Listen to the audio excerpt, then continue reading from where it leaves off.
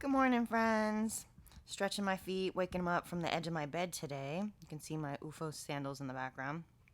Not plugging, I have no affiliation, but they are my morning sandals, my bedside sandals, because they're nice and squishy for my feet. For middle of the night needs to get up. And I'm telling you all that because I'm stretching my feet real first thing here in the morning. I got up just enough to change over some laundry, make some coffee, and I got straight back to the edge of my bed before we're even venturing outside, really, to move my feet. If my schedule had permitted today, I wouldn't have even gotten up for any of that before I woke these puppies up. Because I could tell they were tight and fatigued.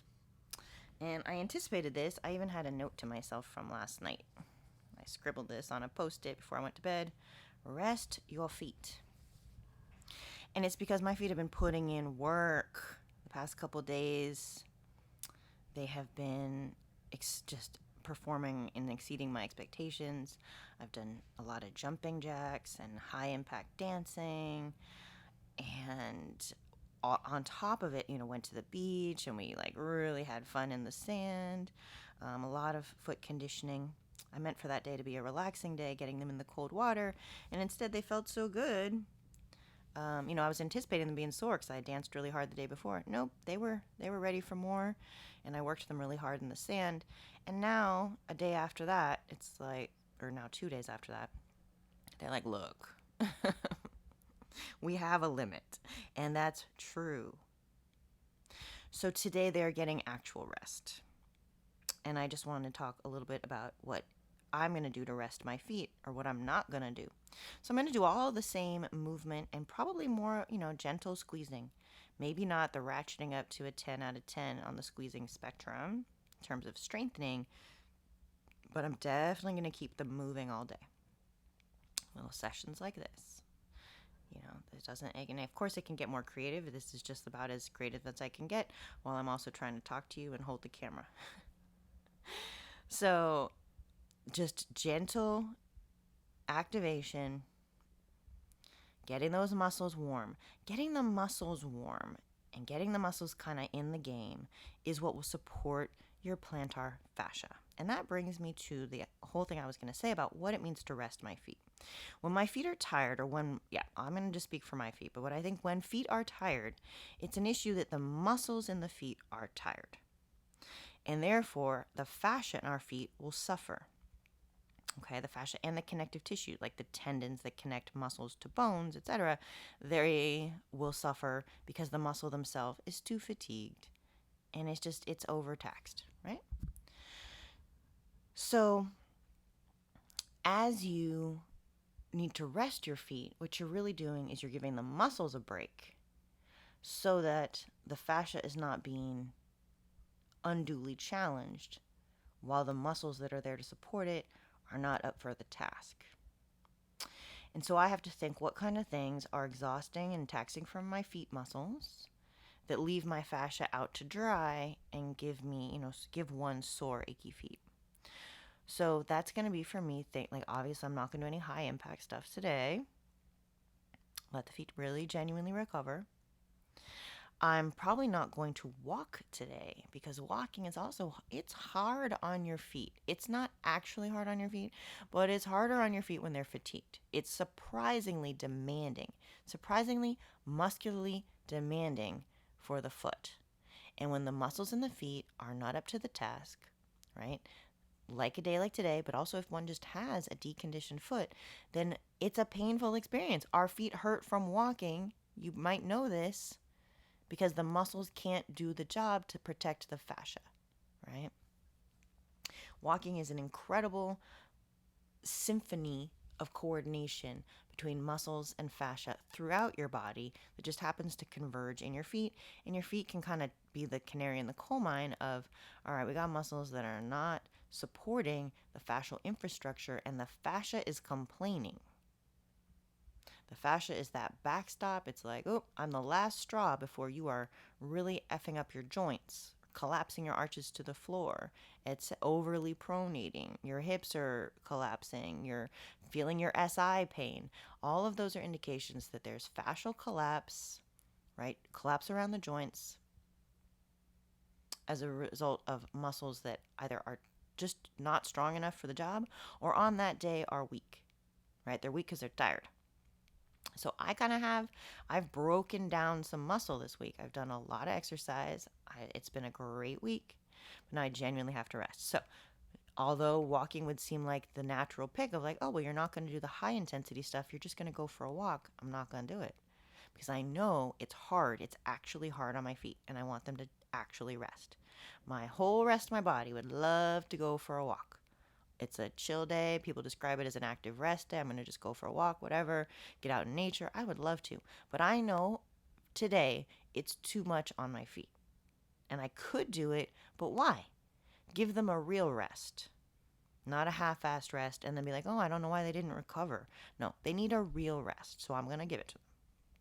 So no high impact, obviously, no walking, and I probably won't even do my trampoline, which I really love. It's like a daily 20-minute meditation for me. I get in some breath work. It clears my head. It moves my lymph, which is the main reason I started doing it a long time ago, and it's still a major reason why I do it every day. 20 minutes of bouncing on my trampoline. Probably not today, because like walking, right, even though we don't think of it as being a high impact thing for the feet, it is. Those muscles have to come on to resist the collapse of the arch with each bounce. All right. It might even in some ways be harder for a foot to activate and maintain arch against a soft depressing, a surface that depresses out from under them as opposed to a hard surface. So nope, probably not going to get to bounce my trampoline. So instead, I'm just going to I'm going to do a bunch of sets of this throughout the day. They already feel much better than they did a couple minutes ago. All right, I'm going to do this throughout the day. I'm going to do full body movement. So probably some kind of flow, a little bit of my own class. Fortunately, I teach later, so I can do my own dynamic flow, which I'm just shouting out here because when you move your whole body, for example, like really at end ranges, right? Like really stretching into what maybe if you've seen Qigong or maybe you've seen eccentrics, the type of program I teach. A lot of people haven't. That's why I make reference to other things. But maybe you've seen it, and it's this massive end-to-end stretching, hands to feet. And the reason I bring it up is because it's great for moving the tissue, really from your digits of your fingers to the digits of your toes, through your spine, right? Picturing me stretching my body in all these different directions. And so it's a very conditioning way to move, and it has actually a lot of the same benefits of like going for a walk and swinging your arms, right? And getting all of that fascial tune-up in your body because of all the cross-body movement patterns, etc. Moving your spine in all planes. So I would do, whether or not you do eccentrics, I would do some kind of full body stretching. And ideally a dynamic stretch that gets some body heat going for you. That'll also help de-fatigue, right, the feet and all your joints. So that'll be in the mix. Low-key, gentle version of it today. Not a high-intensity version. Not a lot of demand. Again, really wanted to give the body a rest. And, what I'll majorly do, I'm looking forward to this actually as soon as I get off the little chat with you, is I will do an extended diaphragmatic breathing set. And I'm going to make a plug for that right now. I owe you guys a video about the way diaphragmatic breathing has changed my life, and I think it's a hugely important topic, and I have yet to find a video here on YouTube that really captures all of the components. So I got to make you guys a video on that. But why would I do my diaphragmatic breathing on a day I need to rest my feet? Well, I do the breathing every day. Not just because I breathe every day. I do a diaphragmatic breath set at least 10 minutes or so every day, if not more than once a day. And it is because, number one, it's a great form of exercise in the sense that you're moving a lot of tissue. You're moving your entire deep core and abs and back muscles from the inside. So that lends itself kind of what I was just saying about a dynamic flow workout that's stretching your body in all directions. This is stretching your core and into your hips and shoulders from the inside. Okay? So it's a great way to do movement that is really a good thing for your body on a day that otherwise, for example, your feet are like, I need a break. So that's number one. But also, and really a huge piece that I'm sorry, 10 minutes in, I'm just thinking to mention this to you, is when you do your diaphragmatic breathing, you are stabilizing your pelvis. You're breathing into your pelvic floor and you are tensioning the muscles that attach to your ribs, which is like 13 different muscles, which attach to your shoulders, which attach to your ribs, etc. But you're also, for the lower body, really decompressing into the pelvic bowl, which tones the muscles to which your leg muscles attach as they approach your pelvis and as they support your pelvis and spine. So by giving your core a workout and by tensioning the muscles in the core, you're supporting the muscles in your hips. And guess where I'm going with this? Supporting the muscles in your feet. So a great way, and I should make a video just on this topic. So thank you for letting me meander my way to get here with you today.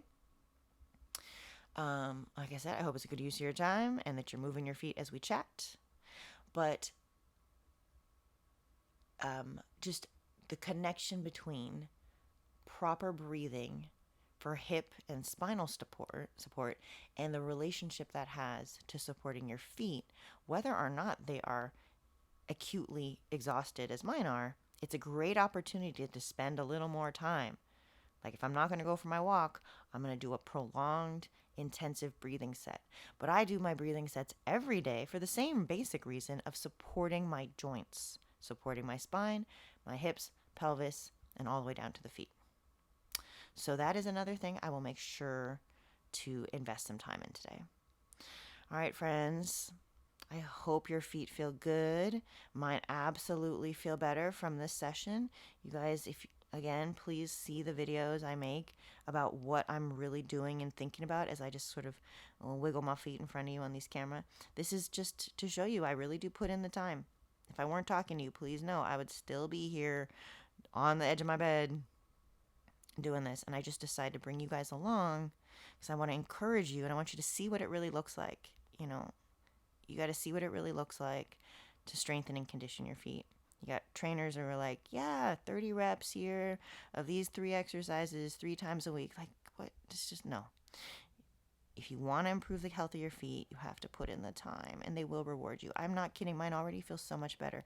Look at the wrinkles in my arch right now. The muscles are much more engaged. I'm still not going to kick their ass today because I've done that the past couple of days, and they've been such champions. And today they're getting a real break. But it's just amazing how they've already gone from ouchie, a little bit fatigued, like, hey, relax, telling me to slow down as I got up to make my coffee. They've already gone from wincy, a little bit mildly wincing, to, we're ready to at least carry around and do our basic tasks today without issue. So that's a gift. Love you guys.